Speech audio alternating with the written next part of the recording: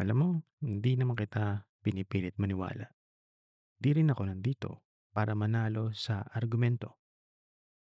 Gusto ko lang magtanong at sana maging honest ka sa sarili mo habang nakikinig. Kasi kung may 1% chance na totoo to, hindi ba worth it pag-isipan? Today, pag-uusapan natin ang isang idea na matagal nang tinatawanan, tinatakbuhan o minsan kinakatakutan. The second coming of Yeshaya, also known to the world as Jesus Christ. Hindi ito fantasy. Hindi ito basta religious propaganda.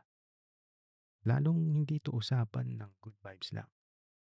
Ito ay usapan ng katapusan, katotohanan, at accountability. Okay, real talk sa mga hindi naniniwala. Especially kung atheist ka, agnostic, or simply not convinced. You know what? I get it. Maraming hypocrisy sa religion. Marami ring fake. Marami ring nagsasabi ng God pero walang laman ng buhay. Kaya siguro ang default mo is, wala, hindi totoo, science lang, and reality lang.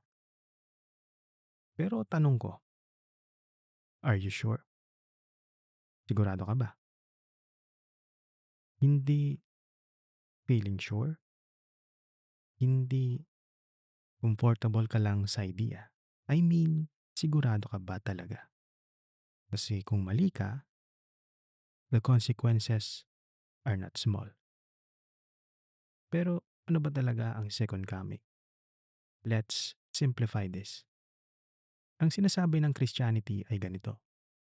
Si Yahshua o Jesus na nabuhay, namatay, at muling binuhay ay babalik. Hindi bilang baby, hindi bilang silent figure, kundi bilang judge o tagahukom. Hindi na siya babalik para kaawaan lang tayo. Babalik siya para maghatol. At dito magiging uncomfortable ang usapan. Kasi karamihan sa atin gusto natin, God is love. Pero ayaw natin, God is just.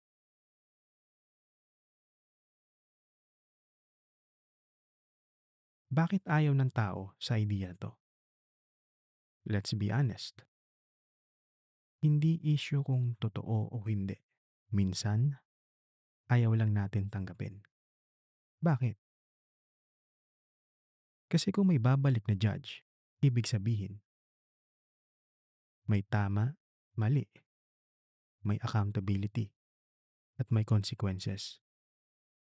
At biglang hindi na sapat yung okay naman ako na tao ah. But here is the problem with good person ako. Real talk. Ano ba ang standard ng good? Ikaw ba ang nagsiset nun? Society? Or shifting trends? Kasi kung ikaw ang judge sa sarili mo, syempre papasa ka. Pero paano kung may objective standard na hindi mo kontrolado, na hindi mo kayang i-adjust, at doon ka huhusgahan? What if totoo nga? Ito yung pinaka-importanting part. Hindi ko sinasabi na maniwala ka kaagad, pero sagutin mo to sa sarili mo. What if totoo nga? What if one day, hindi warning, hindi countdown, biglang nangyari? No announcement, no second chances. Hindi na ito about religion. So, importanteng linawin. Hindi ito usapin ng pagiging religious. Maraming religious, pero walang relasyon sa totoo. At maraming hindi religious, pero mas honest pa. Ang issue dito ay hindi kung ano ang label mo. Ang issue ay ano ang gagawin mo sa possibility na ito. Ang pinakaayaw ng tao, accountability. Let's go deeper. Bakit uncomfortable ang idea ng second coming?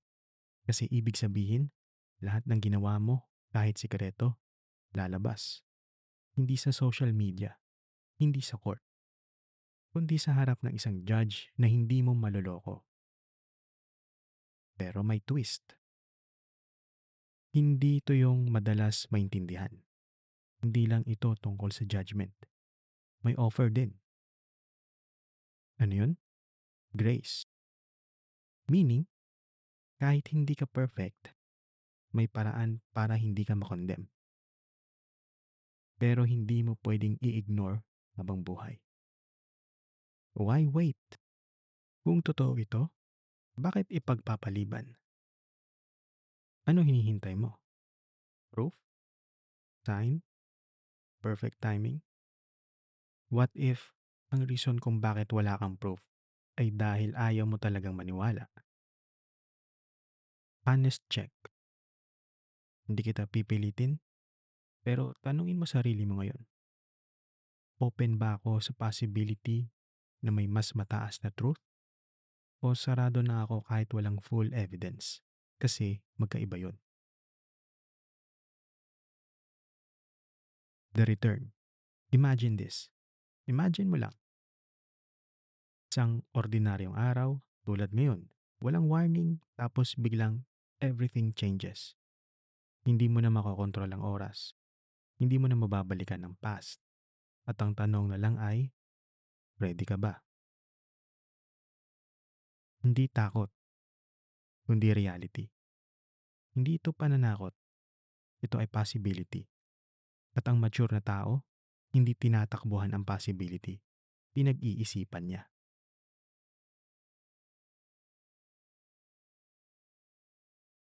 Kung hanggang ngayon hindi ka pa rin convinced, okay lang. Pero sana, hindi mo rin totally i-dismiss.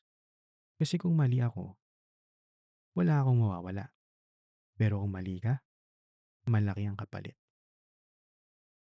Hindi kita iiwan sa takot. Iiwan kita sa tanong. Kung babalik nga si Yasha, ano ang magiging sagot mo?